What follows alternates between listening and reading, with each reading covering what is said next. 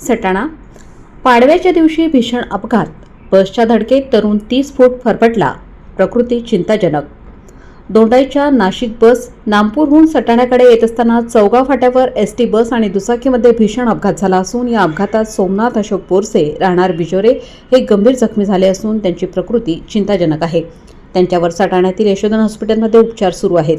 दोंडाईच्या आकाराची नामपूरहून सटाण्याकडे जात असलेली बस क्रमांक HM20 BL 1951 चे चालक जगन्नाथ रामावनवे यांच्या बस समोरून येणाऱ्या सोमनाथ बोरसे यांच्या दुचाकीला बसने जोरदार धडक दिली। या धडकेत दुचाकी बसच्या पुढच्या चाकात अडकल्याने ती जवळपास 20 ते 30 फूट फरफटत गेली। दुर्दैवाने सोमनाथ बोरसे ही दुचाकीसोबत बस खाली अडकले आणि ते देखील तितक्याच अंतरावर फरफटत गेले।